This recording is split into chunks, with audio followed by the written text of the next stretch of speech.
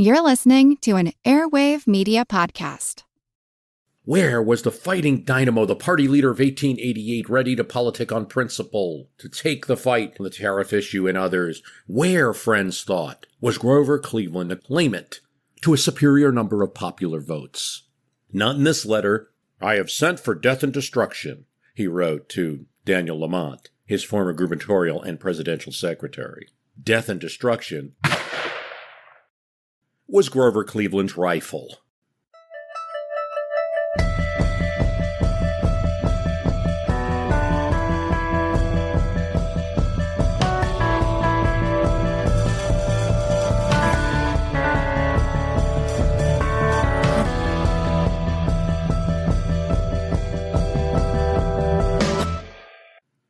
I think there ought to be a touching of elbows on the presidential question. You didn't get much out of Stephen Grover Cleveland, but friends could read a lot in the little, and there was a lot there enough to make plans. There ought to be a touching of elbows. Maybe the former president was ready to leave the old Dutch castle at 816 Madison Avenue in New York City. Maybe set aside his speeches on good government in George Washington, which were starting to lack the old zip. Perhaps he could resist being apart from his young wife Frances, darling of democratic America, and his new baby Ruth. Maybe he was ready to lead once again, and even like it. Before this moment, many of his friends had to ask, is Grover gone? Allusions in his letters to fishing rods and horses were frequent. The gun room at Buzzard's Bay that he liked to visit. As 1889, the year that he exited the presidency, turned 1890, and even turned to 1891. Still, in this letter, the house is perfectly quiet, Bissell. I have been up to find my wife and child sleeping, and the nurse too. I have just entered the real world, meaning the world of being a parent. Fame, Bissell, honor, Bissell, place, everything are put aside when I see a small child. This is touching to us, of course, but where was the fighting dynamo, the party leader of 1888, ready to politic on principle, to take the fight on the tariff issue and others? Where, friends thought, was Grover Cleveland a claimant to a superior number of popular votes? Not in this letter. I have sent for death and destruction, he wrote to Daniel Lamont, his former gubernatorial and presidential secretary. I have sent for death and destruction, and Mrs. Cleveland's rifle, too. He was at Saranac, New York. He loved nothing more than shooting ducks and shooting rabbits. He wrote a book on that topic after his presidency, with specific instructions. Still always the corruption fighter, to Lamont he complained that his fishing rod came, and the vendor gave it to him for free because he used to be president. I insist I must pay for it. Why would anyone wish to run for the presidency, he tells one well-wisher. My nomination would lead to certain defeat. My God, his friend Gilder said, Grover's never as happy as when he's tossed the presidency away. A former president, all the thunder of Washington, the District of Columbia in his fingers.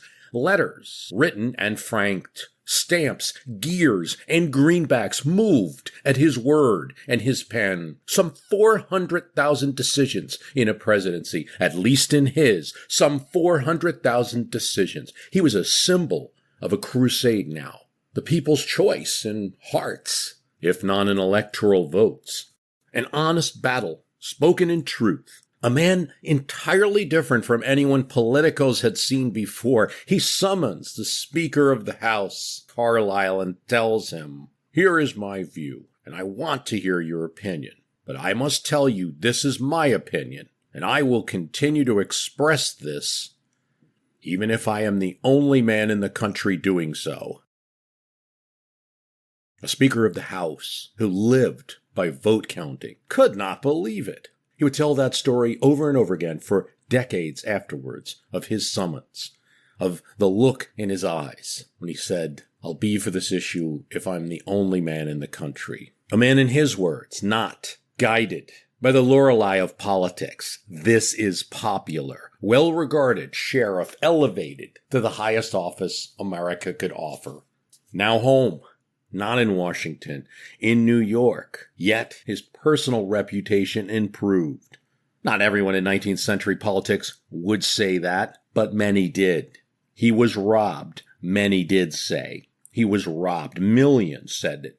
Choked in the Electoral College, the mechanism, steampower conspiracy, Republicrats and Democrats, people switching places and parties, bosses trading favors in the streets of New York, strangers wading into inner city districts with waste bags full of faithless men in tar-smoked clubs, chattering upholstery, unkind words. Those things don't matter. In Cleveland, there was only principle. Not 10. Those 400,000 decisions of his presidency he would reverse. Not 10, he told his wife, his secretary, his aged old running mate, arthritic and valiant. Only principle is all that matters. His run for re-election, the first time, which he loses in the Electoral College in 1888, he describes as a temporary defeat for a stand worth taking. His wife Frances, married in the White House, legend says, tells the White House servants not to change the curtains because they will be back. That's Frances, though. Now, with all this rabbit talk, letters dripping with candlelight ambiguity, that he had too many enemies in New York, that he wouldn't be allowed to win even if he won. Best wishes in his letters for a good, sensible man, someone he could agree on, a good Democrat could run and take the office in his stead. Other things, Colonel, he told one letter writer, other things, Colonel, command my attention. So then these words, a touching of elbows. Oh yes, of course. At his command, a touching of elbows would occur. Elbows would be touched. 500 men in his gang would grab shoulders, for God's sakes. Senator from Kentucky, for senator from Michigan, a governor of Pennsylvania. William C. Whitney, who had constructed America's gunboat navy and resurfaced the entire transit system of New York, would get the machine going. He was ready, but not a word until Grover said so. Grover had been right too many times about politics. But those same friends remember the agonizing over a simple trip to Rochester, New York, a public appearance, endless letter pings from worried Cleveland for details. I'm anxious, he said. Let me know. I'll be full of dust. I want to retire to the hotel and then a quick, quiet carriage ride through the park.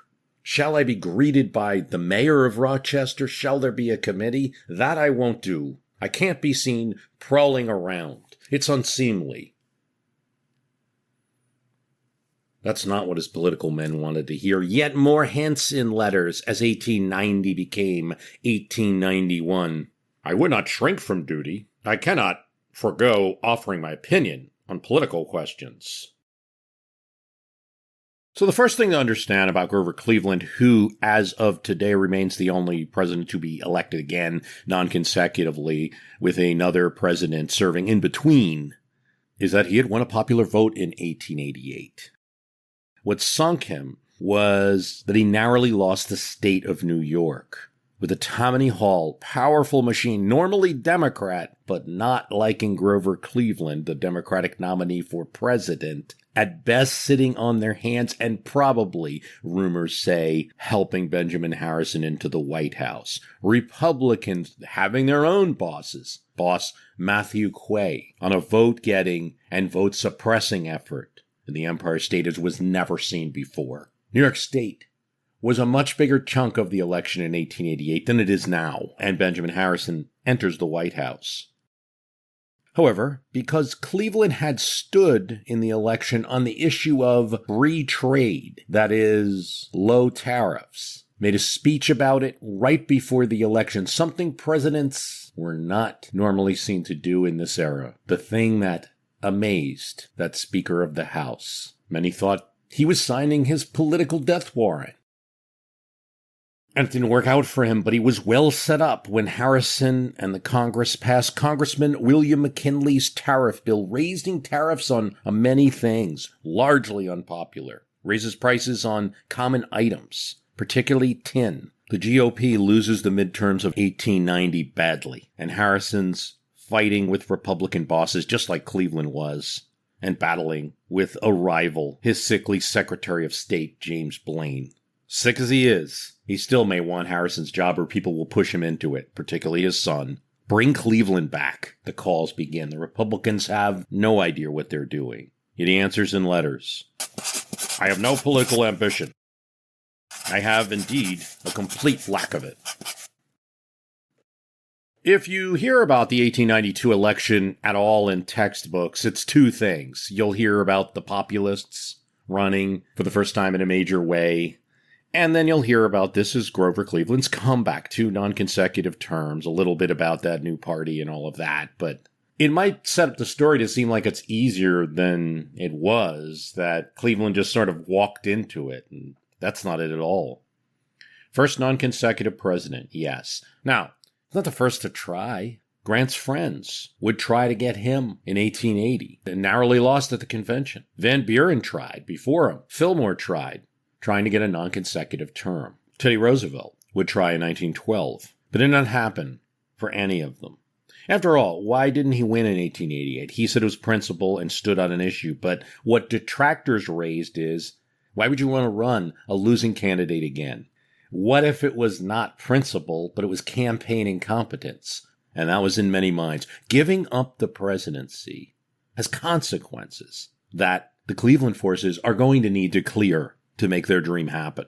And in the story of Cleveland's third election, third nomination for the presidency by his party, there's issue straddling, vote begging, pandering, non-pandering to pander in a different way. The old, I don't need your vote, so give it to me. The attempt to be nobody's first choice, but everybody's second. Fake delegates, cross-party interference plots, scarecrow festivals, and snappers. The theft of a city in broad daylight, anti-snapperism, anti-egoism, too much goody-goody, and a little 19th century side-eye all figure in this story of steam power politics.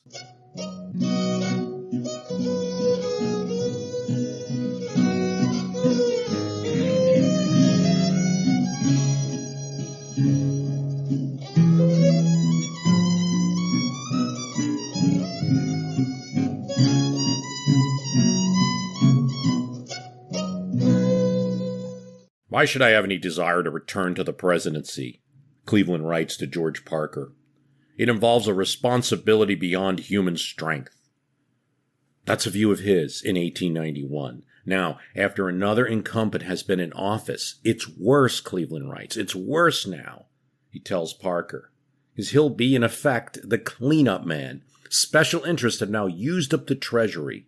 It'll be so much harder than being reelected from a clean first term. Well, if superhuman strength is needed, more than a few Clevelandites think that he's got it. But he has his enemies too. Not all Democratic newspapers like Grover Cleveland. Cleveland is the synonym of defeat, said the New Haven Morning Palladium. His egotism is his best feature. Intelligent Democrats are tired of hearing there is no other choice than to restore Cleveland. The Brooklyn Eagle said it was weary, very weary, of Cleveland being spoken of as so much better than his party. The democracy has no use for men who think that they are better than it. Note, democracy is a way at this time of referring to the Democratic Party, the democracy. Too much goody-good, opined the Topeka Daily Press, a newspaper of said democracy, who urged mole-eyed mugwumps who supported Cleveland to move on. An important thing to understand about 19th century politics, particularly for the Democrats, is that you can think of all of the issues in a triangle. Think of all the issues as a triangle, okay? On one point, we got tariff. Another, we got civil service. And the other, we got money supply, a triangle. An average Democrat in 1889 is, say, should be for all three. They're for low tariffs. That's taxes on imports, which at this point is the only tax of significance the federal government has. It's also whiskey taxes. Let's not get into that. Taxes on imports, which protect manufacturers, but make things expensive because there's no foreign competition. An average Democrat is pro-civil service reform, too. Why? Because mostly Republican presidents have been in power and have appointed most of their friends to the civil service. And civil service reform would enable Democrats to remain in office even under a Republican president. So Democrats tended to be pushing this since they were out of power so much. And a good 1889 Democrat would be for silver money, inflationary money, an attempt to increase the supply of money. There are a few issues, but most relate to those 3 points of the triangle: tariff, silver, civil service. There are other issues. You might be for a better relationship with Britain. That has a little element of the triangle point. You might be for reduced or expanded pensions. You might be against political machines or pro-business or anti-corruption. Cleveland checks 2 of these 3 19th century issue triangle points just fine. He is for a low tariff. He's one of his party's strongest fighters for a low tariff. He's a tariff pugilist. He has staked his presidency and the 1888 election on a speech demanding a lower tariff. Check on that part of the triangle. He's also for civil service reform, and he means it. It will be enforced well under him as president, and he'll protect those in jobs even if they're Republicans. He showed that in his first term. He came in as a Democrat. Yes, they replaced many Republicans with Democrats, but those specifically protected by the Civil Service Reform Act were protected.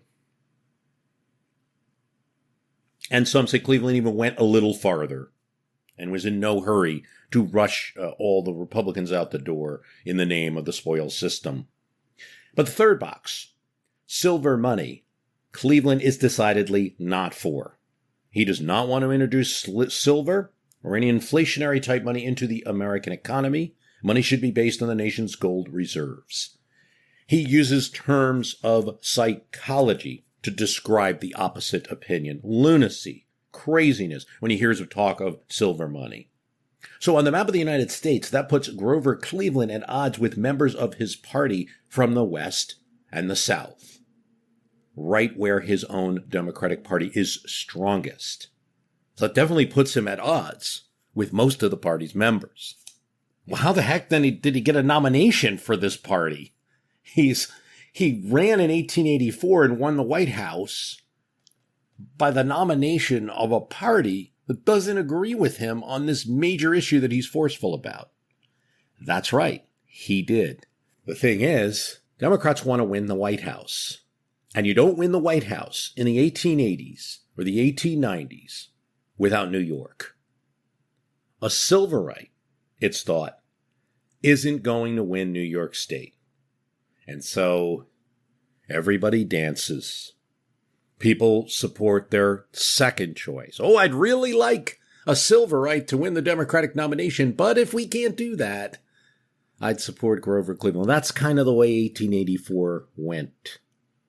The goody-goody GOP members, people like Teddy Roosevelt, but not him. He stayed with the GOP party in the 1884 election, but people like him and people who had been like his father, sometimes called mugwumps, reforming Republicans who don't want to see so much cronyism and corruption. They'll support Cleveland even as a Democrat because they know he'll be good on this issue, on good government. Cleveland wins, but it's achingly close in 1884, almost loses that election as a party. Do you want that compromise again? That's the question everyone's asking. Why should you take only 2 of the 3 boxes of your party? As the calendar pages turn, why, there's a new face. David B. Hill, bold and mustached, from a small village in New York, a lawyer on the big. But don't be fooled. He's not just some village lawyer. He is with Tammany Hall.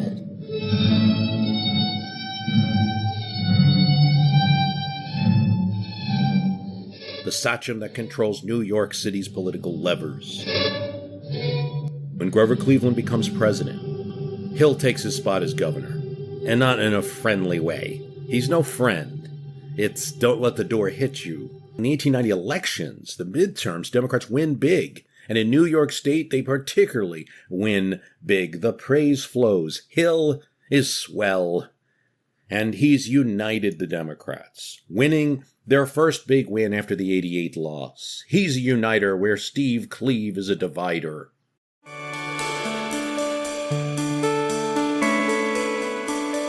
MoneyPickle.com. Here's the situation. You don't know what to do about your finances. You're being pulled in so many directions. You're being told to do so many different things. Should I invest in the stock market? Should I put it into a bank account? Buy a house? What do?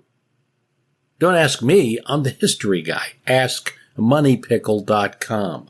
If you're thinking you don't have enough money to bother with a financial advisor or to bother them, you're wrong. With Money Pickle, you can get one. Whether it's discussing a 401k, inheritance, retirement planning, anything. Money Pickle is your trusted solution for feeling confident in your personal finances. Don't be afraid. Don't go it alone. Speak with a registered and experienced financial advisor about your money questions. Here's how it works. You schedule a free appointment that best fits your schedule because you're going to talk to your advisor over video chat. Are you worried that this advisor is going to go on all kinds of tangents and talk about things that you don't want to? No, that's not how Money Pickle works. You send Money Pickle notes and questions regarding what your situation is, what you want to talk about. And that helps the financial advisor prepare ahead of time. The financial advisor is registered, experienced, and accredited. If you have this session, you like working with the person, you can schedule a follow-up and begin building a relationship catered towards future success. Head to MoneyPickle.com and schedule your free appointment today. That's MoneyPickle.com.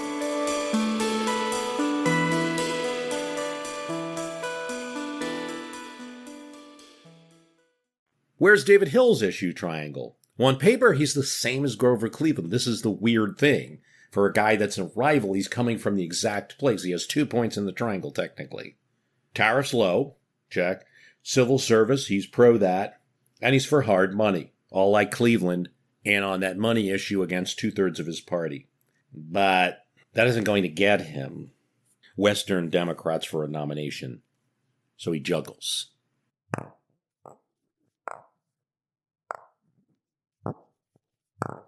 And David Hill, as newspapers say, is an artful juggler, one of the best. While Hill is for low tariff, just like Grover Cleveland, he represents an eastern state with lots of industry, and he's avoided that label that they attach to low tariff folks, free traders. Hill is not going to be called a free trader. Cleveland embraces that title. Hill does not. Hill will also cover farm products and protect sugar and cotton with special tariffs. In terms of civil service, it's a similar thing. Well, sure, as long as the GOP is in office, we should have a protected civil service.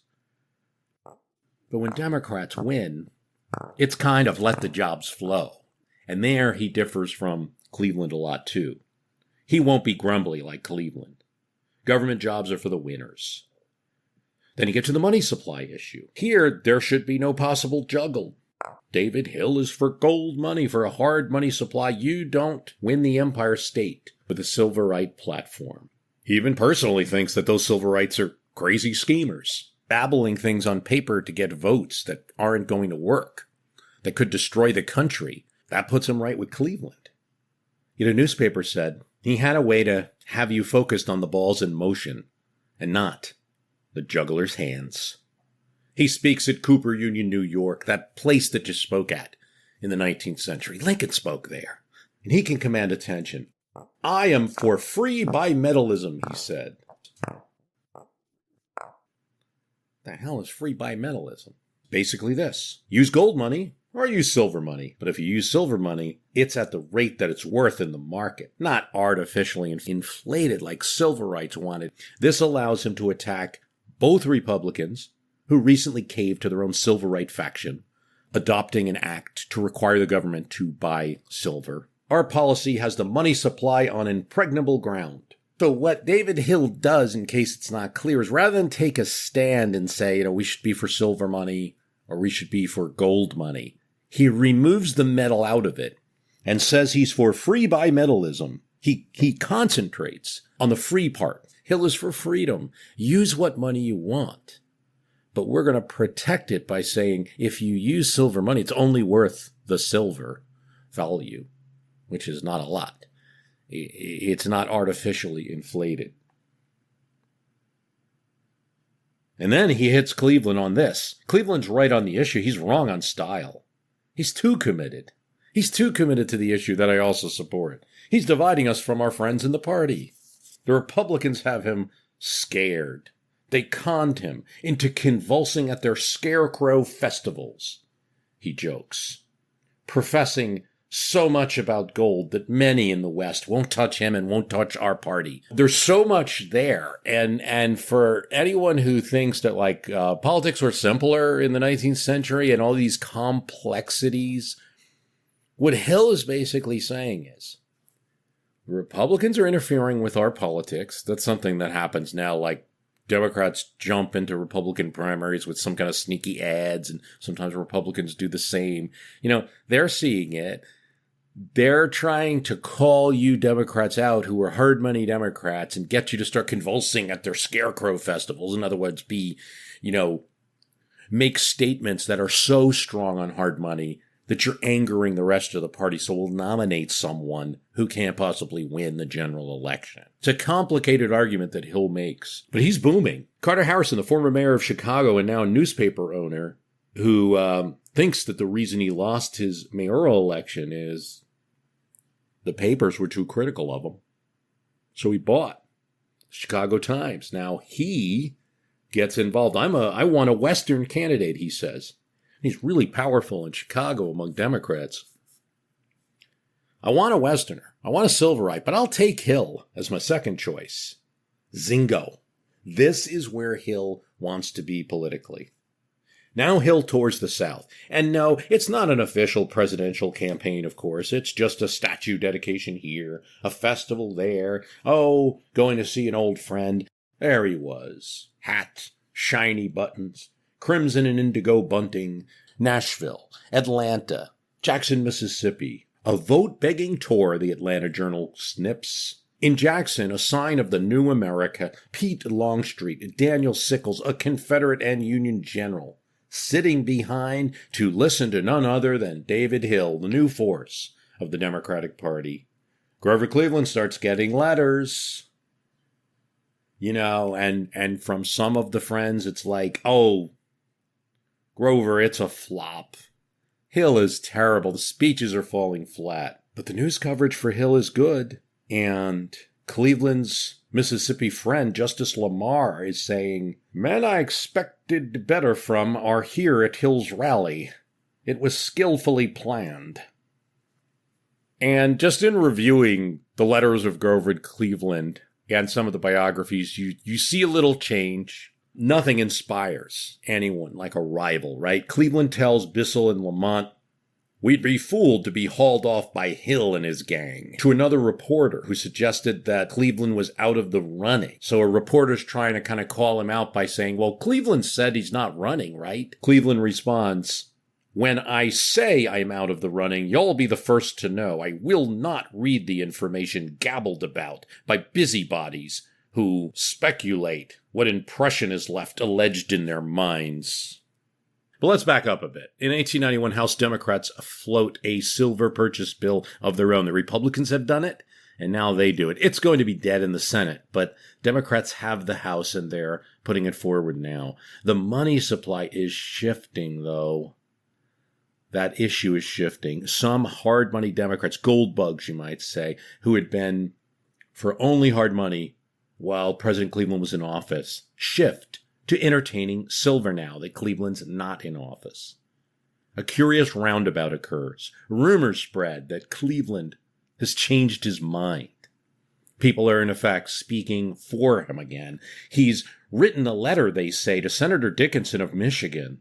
Dickinson says, that's preposterous. There's no letter. But the rumors, amazingly, don't die. People still ask for this Dickinson letter, where Cleveland allegedly changed his opinion on the money question. Then they say, he's written a letter to George Vest of Kentucky, promised that he's for silver now.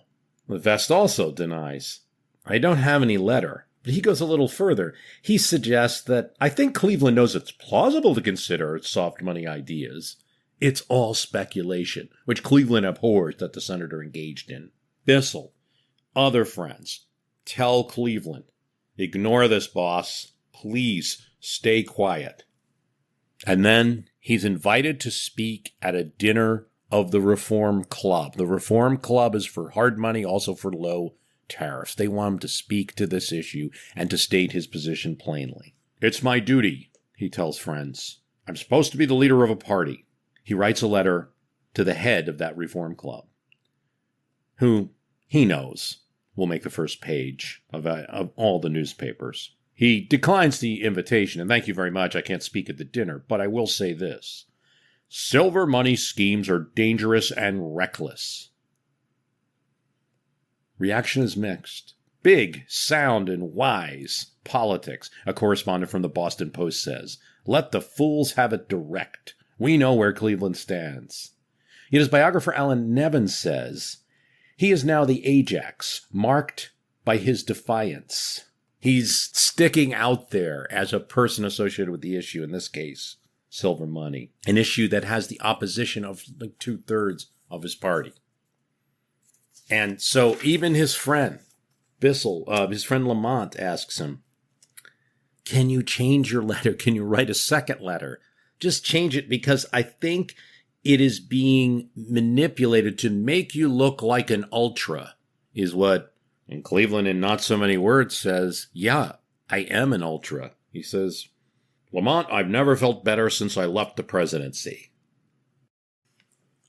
Meanwhile, Hill now issues an interesting line of attack. Even though he is for hard money, Cleveland foolishly went knee-deep in for it. He has run us into collision with our fellow Democrats and wrecked our chances in 1892.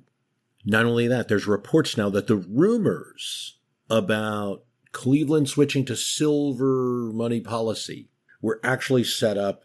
There's an article in the Boston Post that Republicans had actually inspired some of the Cleveland is for silver talk to get Cleveland out on the issue and to drive a big old wedge between Democrats.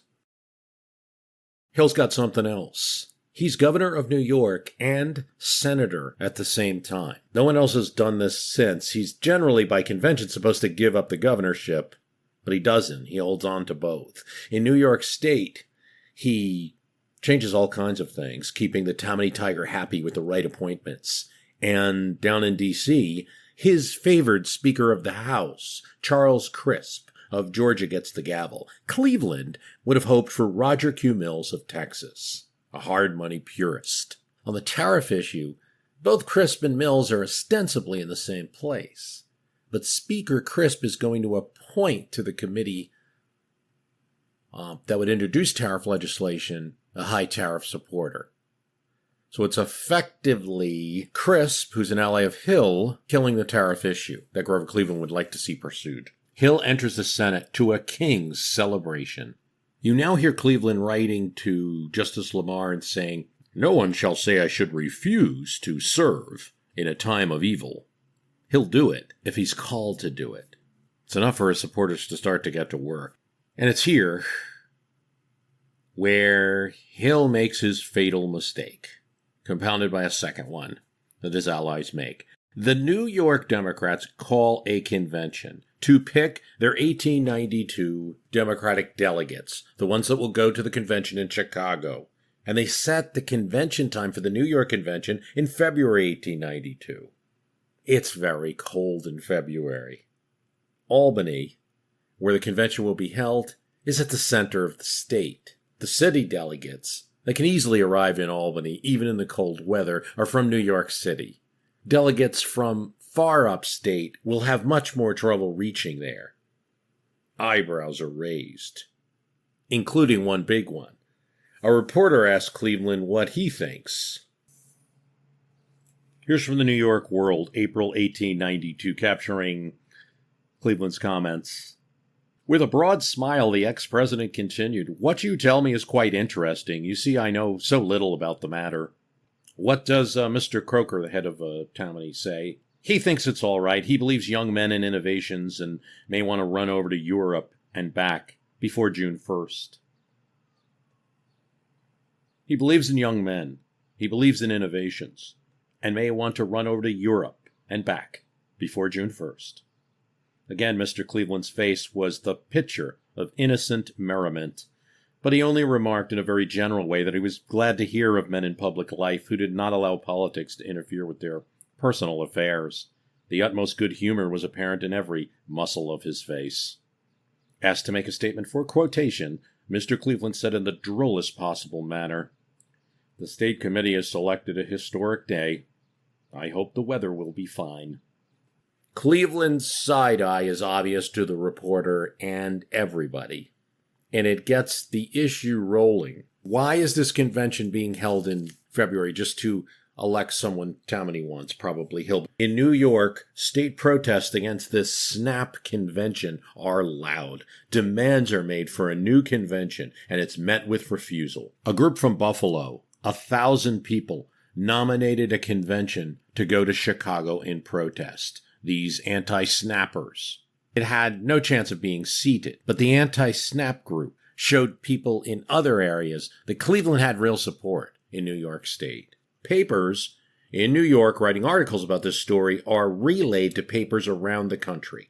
And when Democratic delegates in the western states see what Hill is doing and don't like it, some state delegations in Kentucky, this happens. Even though there's a pro-silver delegation, they'll support Cleveland. They want to win. Not only this, Tammany Hall and the city government aligned with Hill, and the state legislature aligned with Hill, pass in New York an elections inspector bill, which is designed to allow Tammany control over the voting.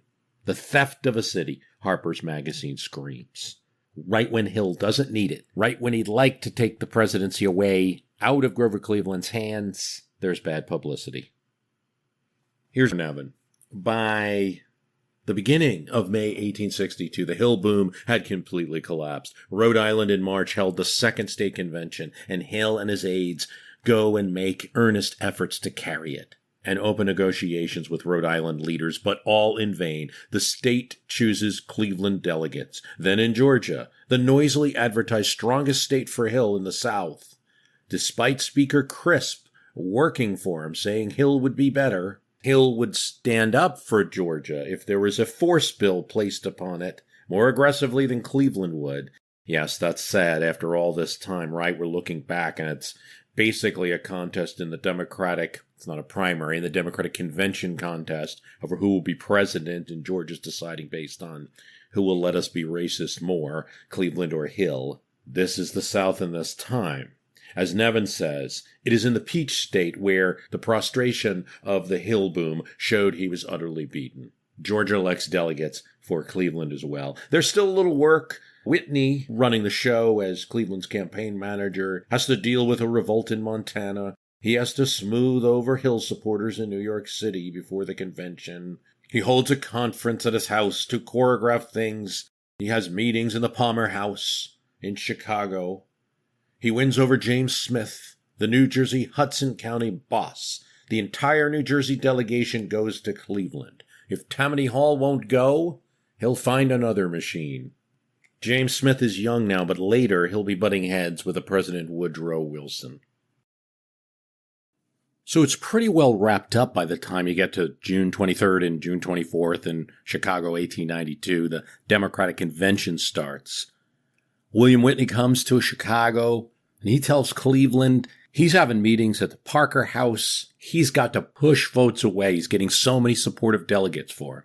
But we should say, it's the 19th century, and no conventions are really totally wrapped up. You don't have primaries. You don't have delegates who are kind of bound to vote a certain way. Though you have the word of a state delegation leader to one campaign or another, sure. But there's a famous quote from William Jennings Bryan where he said basically a convention's like a human animal. You just don't know what's going to happen. And 4 years after this, William Jennings Bryan is going to be the beneficiary of that kind of animal magnetism. They're going to pick him up and carry him away and nominate him for president.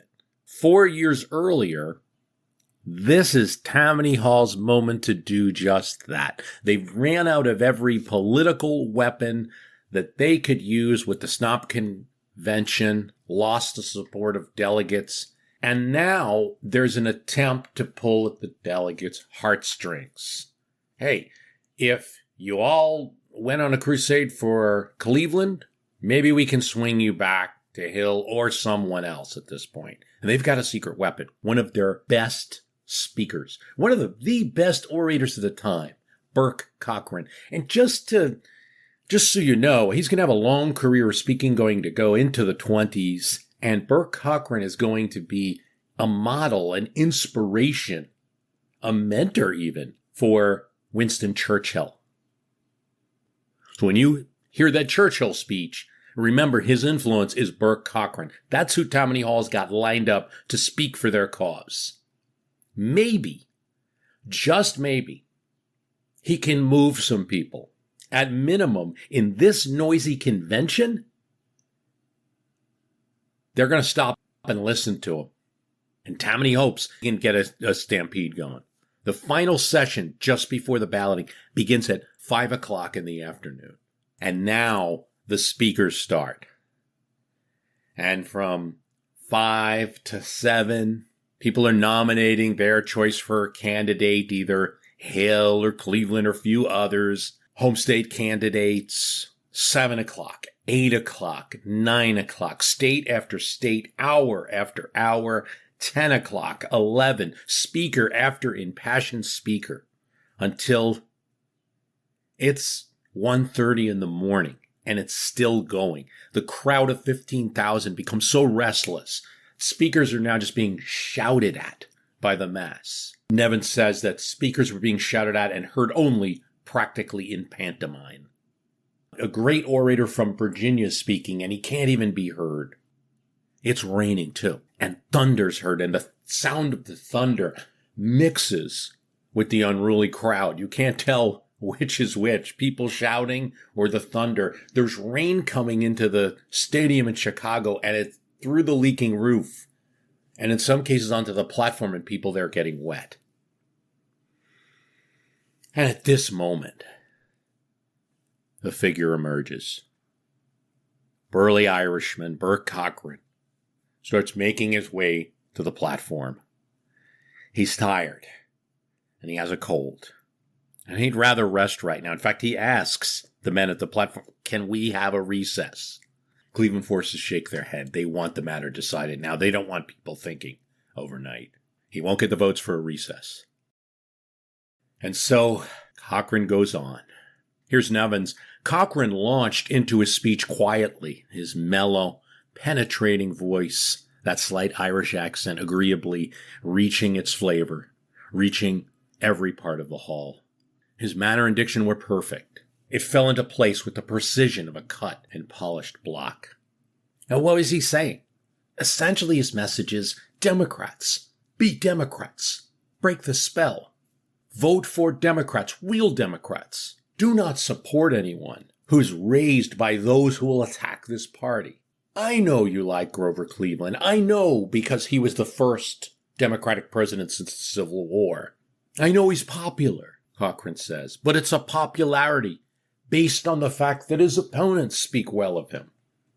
But we'll not vote for him. It's delusive. It may arouse enthusiasm for months before the election, but it produces disappointment for 4 years after the election. And on that, there's cheers from those who support Tammany, and there's boos from those who support Cleveland. Cleveland is a popular man every day of the year except one, and that's Election Day. This was a speech seconding Hill's nomination. And Burke Cochran continues, at least 25,000 Union war veterans in New York will not vote for Cleveland. Cleveland had not served in the Civil War. General Daniel E. Sickles is now in the audience and arises from the center aisle and is visible to many.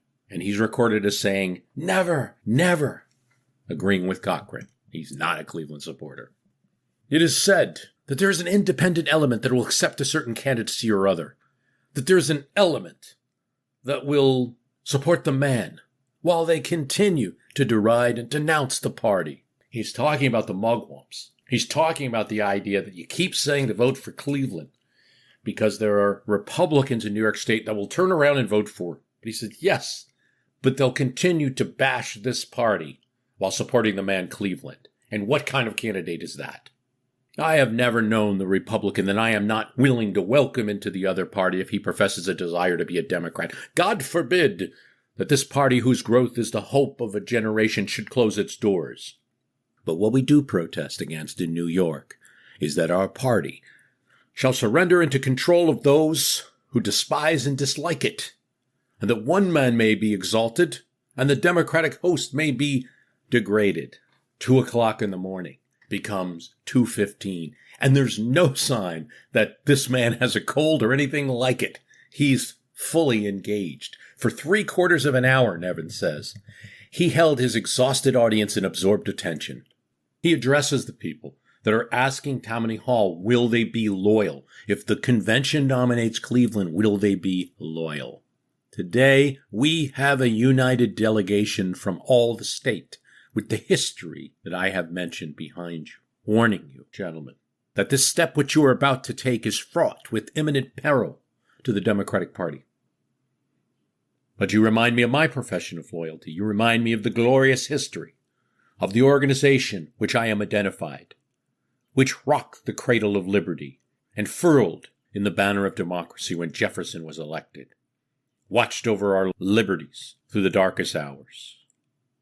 From its home in 14th Street, when there was barely a hustings upon which the Democratic faith could be proclaimed throughout the northern states. You remind me of that glorious history, and you say to me that we must be loyal. Aye, gentlemen, we of the regular democracy will be loyal to the party. We will be loyal no matter who is selected. But they know that the faithful are not comprised within the ranks of militants, the organizations that must bear the brunt of the day. We will go back to our people if you send us back. We will take the commission which you place in our hands. We will submit to the indignity and the outrage, and we will try to undo all we have done for the 8 years. We will try to take those two irreconcilable elements, the mugwumps and the Democrats, and fuse them into a mighty force for victory in November next. But let me warn you, gentlemen, that the professions of 9 years and the lessons of 9 years cannot be undone in 3 months. These men who have been taught by us to believe that the mugwump was the natural fall of the universal suffrage. It means enemy, opponent, of universal suffrage and of free democratic institutions. The hostility to democracy was based on the fact that it was the party of the horny-hearted and the brow that sweated and toiled. You see, Cochran's really smart here. He's telling this crowd of Democrats, you're going to go back, send us back to our state and say all the people that we opposed all these years who told you, voters, that you're nothing but lousy working class people, that now we're allies. If we go back and tell them now, these men are, after all, the true exponents of democratic faith, they will doubt our sincerity and refuse the ticket, or else they will concede our sincerity. They will visit us with their contempt. And in both events, the ticket will be menaced with disaster. Now remember that it takes not much of an abstention from the polls to damage democratic prospects. So here's Cochran making his own this is a double electability argument. The Cleveland forces are saying, you got to vote for Cleveland because he's electable. Cochran's now saying, you think he's electable? Not in New York State where you need, look what happened in 88. Both people making this electability argument, built upon the solid rock of democratic harmony, democratic unity, democratic enthusiasm.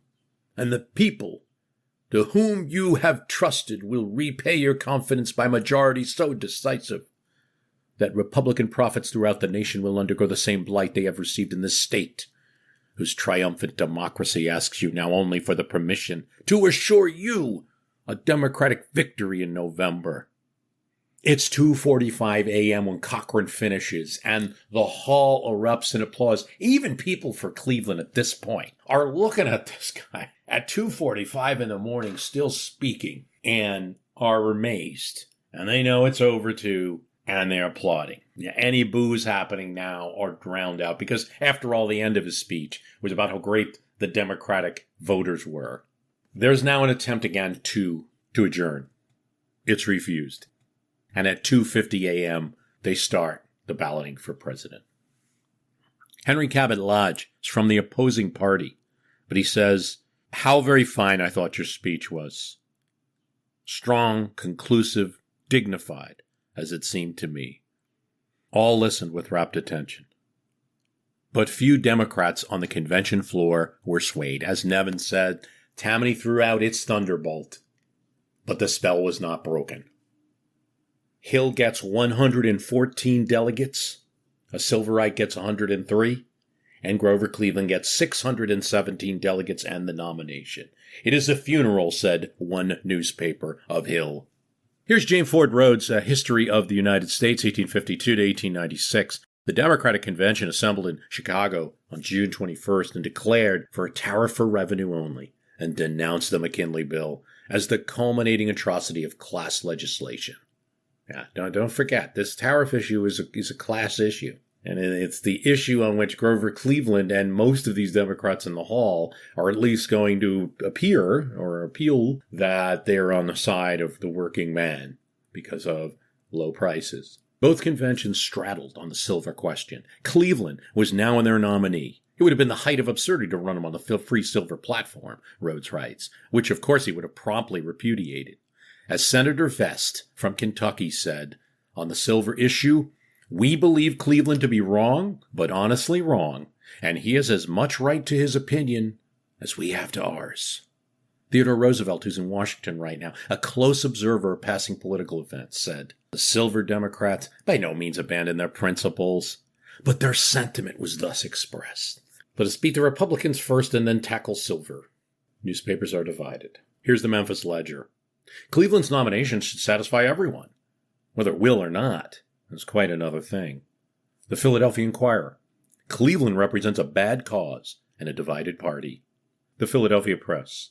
The Democrats welcome Mr. Cleveland because they believe in his personality and his leadership. The Republicans welcome him because they rejoice in the issue he emphasizes and because they feel that the clearer this issue, the more certain of their victory.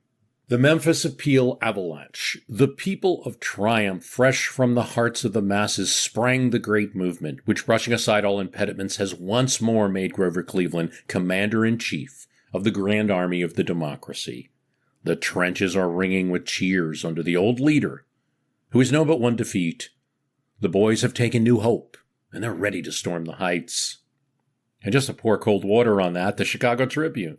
The Democratic Party has chosen its ticket, and it could not have pleased Republicans better. The candidates smell of defeat. Mr. Cleveland was beaten at the last presidential election. Mr. Stevenson was defeated by the people in 1880. That's a ticket of two back numbers. The ticket may be properly translated Mr. Yesterday and Mr. Day Before Yesterday. Yet it's the Chicago Express that probably best lays the political scene right now. In any way in which the action of the convention is regarded, an intolerable affront has been placed upon the regular Democrats of the state of New York. This is exactly what's going on, what the Chicago Express is talking about. Cleveland has the nomination of his party. He's got the right to run as the Democrat for president on all of these ballots. But it's only worth something if New York State can be won in the general election. He's got to unlock the key to New York State to get the presidency. Otherwise, he's going to suffer a loss, and potentially embarrassing consecutive loss. These newspapers know that. So does his campaign manager, William C. Whitney. And he's trying to get Cleveland to find a way to make peace with the Tammany Hall folks.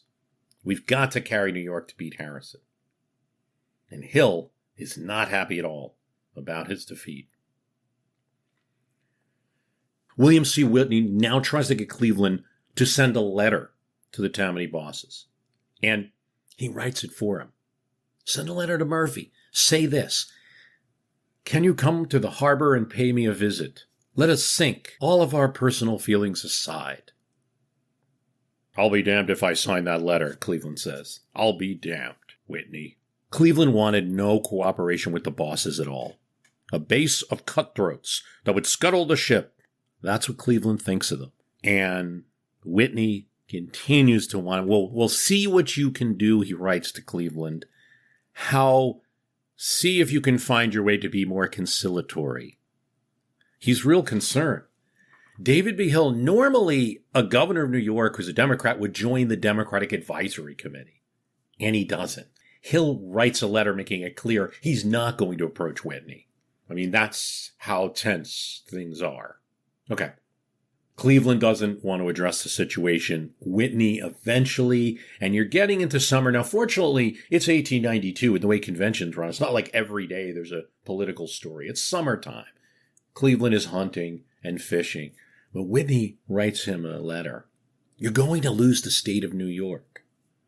No, I'm not, Whitney. If I don't win the state of New York, I can win Wisconsin and Illinois and still win the election. Now, Cleveland had to know, and Whitney certainly knows, that no Democrat had won Illinois or Wisconsin in a long time. These are Republican states. Illinois, the last win, it's the land of Lincoln. The last win was 1856 with Buchanan. With Wisconsin, the last win was 1852 with Pierce. He's going to stake his election on that? Come on. As it gets to September, and there's now, the newspapers are starting to speculate, why isn't there any conversation between the Democrats in Tammany Hall and the National Democrats and Whitney and others? Benjamin Harrison might be weak, but you don't just have to beat Benjamin Harrison, you've got to win New York. What's happening here?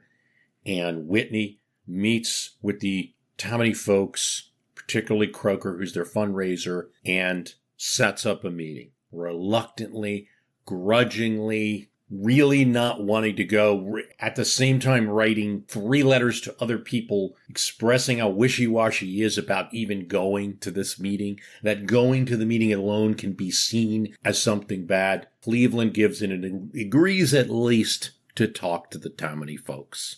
Cleveland's faced many tests in this election. He'll face one more. He sets up a meeting with the leader of Tammany Hall and with the leader of the state Democratic Party. Just by going, Cleveland could be seen as making a deal with Tammany. Grumbling, reluctant, deeply troubled is how Nevins describes Cleveland as he leaves his vacation home. I'll be as agreeable as I can, but I won't pledge to do their bidding.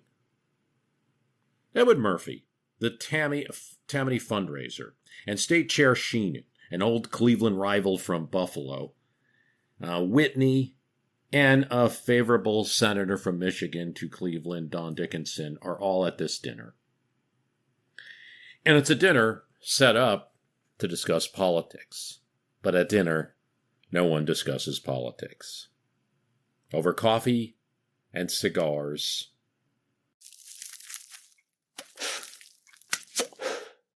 it then comes out.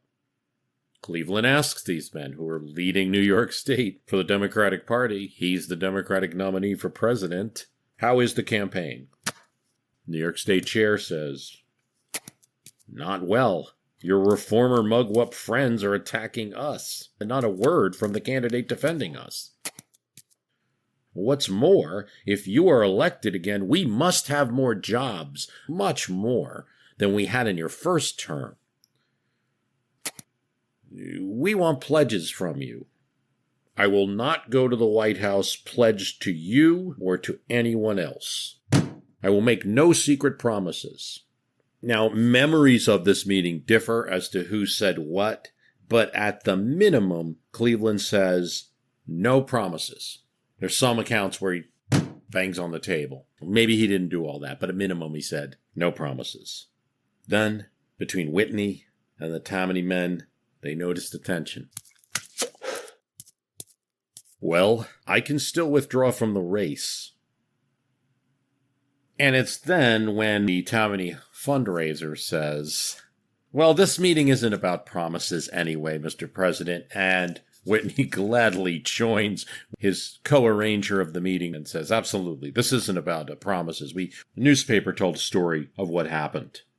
As Sheenan made his points, Edward Murphy kept a rumble of supporting growls in the background. Cleveland's temper finally rose.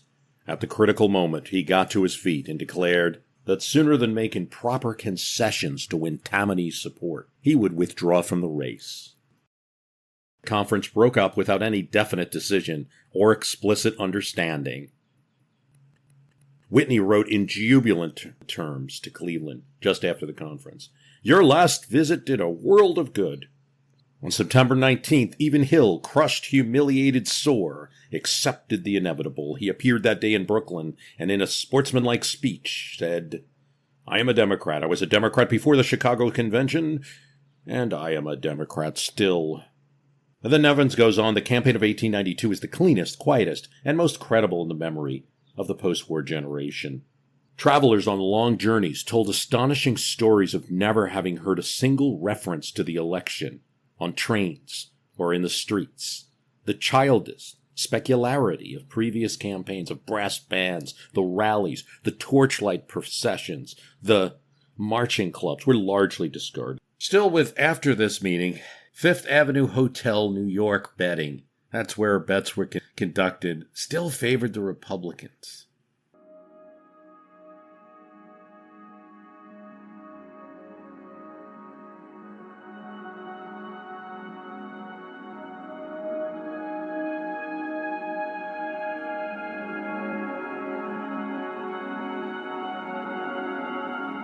That problem was easily solved. William Whitney, former Standard Oil executive, put down $500,000 in odds for Cleveland to change the standings. It's representative of the type of campaign that Cleveland ran. And so I think there's two very important things to talk about in discussing the election of 1892 once Cleveland gets that nomination and secures the complexities of Tammany Hall.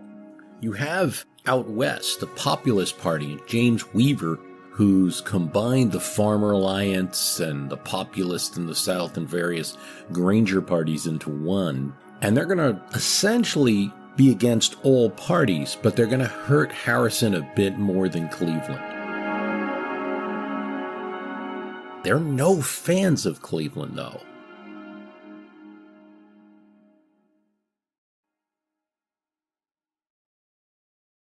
Cleveland is with some of the big business interests in his stand on hard money. Not so much with the tariff issue. You know, most of the big manufacturers are going to be supporters of the Republican Party and high tariff people. But he's got enough businessmen on his side. So, you know, Cleveland is by no means a populist. But the populists are happy to take Democratic support in certain states, say Kansas, say Colorado, where Democrats know they have no chance, and simply run no candidate and allow the populists to beat the Republicans. Weaver's going to end up taking 5 states and getting electoral votes in 6. Another important note to make, we cannot discuss Grover Cleveland without discussing that he's going to get a solid vote of support in the South. Now, it's not automatic. You look at some of these states, Arkansas, Tennessee, Texas even, there's a pretty strong either Republican or populist challenge to Cleveland, but just not enough. He's going to win comfortably in most of these states. There are attempts by Republicans, by Harrison's people, to form fusion tickets between the populists and the Republicans in order to beat the Democrats in some of these southern states where they can't win. You know, Alabama, several counties of Alabama go for the populists. Many counties in Texas go for the populists. But there's voter intimidation of African-American voters in these southern states. And there's also bossism where the state machine is going to count the votes. Republicans decide, for instance, not to contest North Carolina because Democrats, in a sense, count the votes there. In discussing the story of Grover Cleveland, I believe he felt on the issues he was morally right, but we do have some modern issues to bring to light, like the need for average people to obtain credit and the oppression of African Americans in the South, which Cleveland was not going to do actively anything for. Now, it is true, in the discussions in some of these southern states, David Hill was seen as the person who would be more likely than Cleveland to oppose if Congress was to put out a force bill, but in a sense force the state to comply with federal law, with civil rights laws. But he's not elected. It's not one of his key issues to defend the rights of African Americans, where Harrison had tried to do that. I think that's an important thing to state here so this doesn't become so much of a one-sided celebration. This from Benjamin Harrison, A Who's Your President? By Sievers. Down to the last day, an optimistic Harrison regarded the contest as extremely close. In October, he noted that there is a substantial drift to us of old soldiers and protection Democrats. If these can be added to a full Republican vote, we will win. But confidence pervaded the Cleveland camp, where managers predicted a close victory, claiming both Indiana and New York for the Democrats. On election evening, President Harrison awaited the returns in the cabinet room with a telegraphic instrument. Cleveland, in their home in New York City, did the same. By 3 a.m, Benjamin Harrison retired, knowing that he had been defeated. And about the same hour, in the Cleveland home, the winner sagely remarked, "It's a solemn thing to be president." Cleveland had secured a majority of slightly under 375,000. In the Electoral College, he won 277 to 145 to Harrison and 22 for James Weaver, the populist. 12 million citizens voted, and 1 million of them voted populist. It was the most decisive win, therefore, since Lincoln's re-election in 1864. And it showed that the doubtful states of New York, New Jersey, Connecticut, and Indiana had all slipped easily into the Cleveland column. He even gained an electoral vote from rock-solid Republican Ohio. Something else. The states that Cleveland thought he would win, Illinois and Wisconsin, indeed he did. Many reasons were extended for the Republican loss. Some Republicans look inward at this 1892 election and feel that Harrison's efforts to strongly bring a force bill to enforce civil rights in the South, which wasn't successful, but he attempted it, led to a revolt. It strengthened the other side's partisans. That's one explanation. The McKinley tariff was certainly unpopular in that being passed. The Harrison campaign was misrun, many felt. But there could be no doubt about this. It was, in a sense, a poisoned chalice for Grover Cleveland. There's already going to be the first railroad failure before he even gets to the White House, and he's going to have to take immediate measures as he enters, because the economy is going to reach its worst in 1893 and 1894.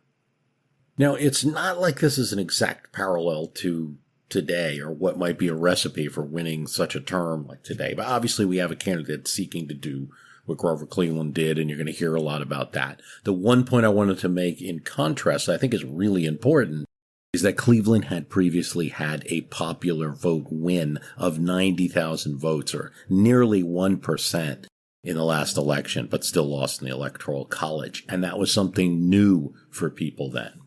It's also important to state that he seriously felt that as a losing candidate, he had a disadvantage, and that some steps that he took, thinking he was casting away presidential ambition, inadvertently boomeranged and helped him in a good way. So what can I say? It's probably a different story than anything that's going to occur, but yet there might be lessons, as there always is in history. I want to thank you for listening. The website is www.myhistorycanbeatupyourpolitics.com. We are at MYHIST, MyHist, on Twitter.